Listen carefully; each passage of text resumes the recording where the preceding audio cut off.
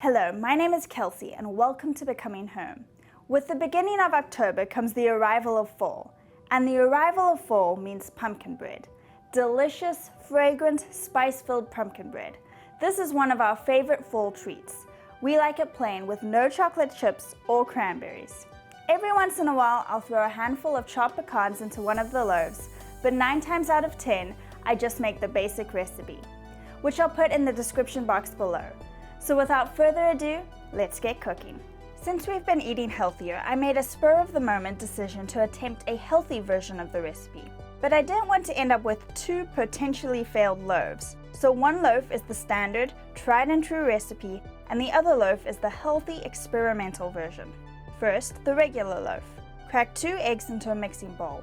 Add half a can of canned pumpkin. Remember, these are half recipe measurements. 1/2 cup of vegetable oil, 1/3 cup of water, and 1 1/4 cups of sugar.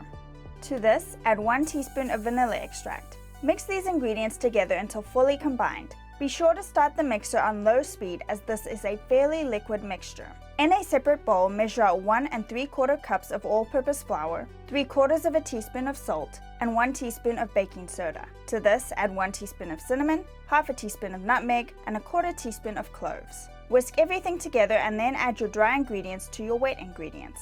Beat this mixture until just blended. Pour the batter into a greased and floured loaf pan and level out with a spatula. After a quick wash of my mixing bowl, I'm repeating the above steps but with some ingredient substitutions. Still 2 eggs and half a can of pumpkin.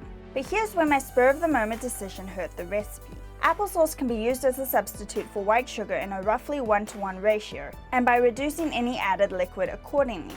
But did I have any applesauce on hand? Nope. So I'm thinking, what do I have on hand that's like applesauce in texture? Well, canned pumpkin. So I added 1 cup of canned pumpkin and half a cup of raw honey to add sweetness.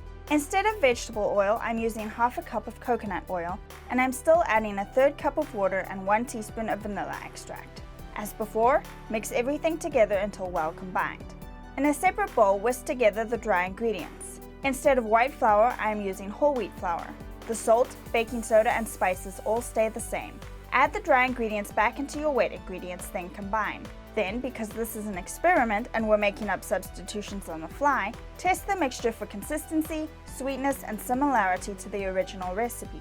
Decide that it needs more sweetness and add another 1/4 cup of honey, and also that the mixture is much thicker and needs an additional 1/3 cup of water. Mix again, pour the batter into a greased and floured loaf pan, and then put both pans into a 350-degree oven for 55 minutes to start. Check the center for doneness with a toothpick, cook the original recipe for additional 10 minutes, and the substituted recipe for an additional 20. Remove from the oven and cool on a wire rack until completely cool.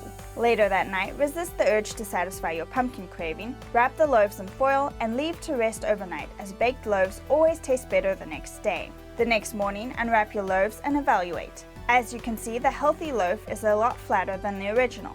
It's also heavier and denser. When I cut into the original loaf, you can see that everything has risen beautifully and has even texture throughout. However, the substituted loaf is underbaked and could have used additional time in the oven. It may also have needed additional rising agents. You can see at the bottom where the loaf is still doughy. As far as taste, the healthier version is a little less sweet and has just a hint of coconut flavor from the oil. Other than the underbaking, I would definitely eat the healthy version. I think it would make a great candidate for toasting for breakfast. However, the clear winner is the original tried and true recipe. I've been making this particular version since I was a sophomore in college and will make it several times every fall season. And if I don't start making it soon enough, my husband will start requesting it. The warming, fragrant spices are the perfect complement to the crisp fall air, the turning leaves, and a hot cup of coffee. I hope this video inspired you to make this recipe, as it really is the treat we look forward to the most in the fall.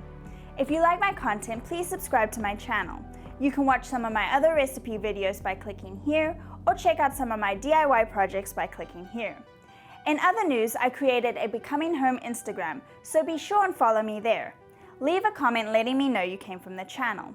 As always, thanks to everybody out there watching and supporting me, and cheers for now.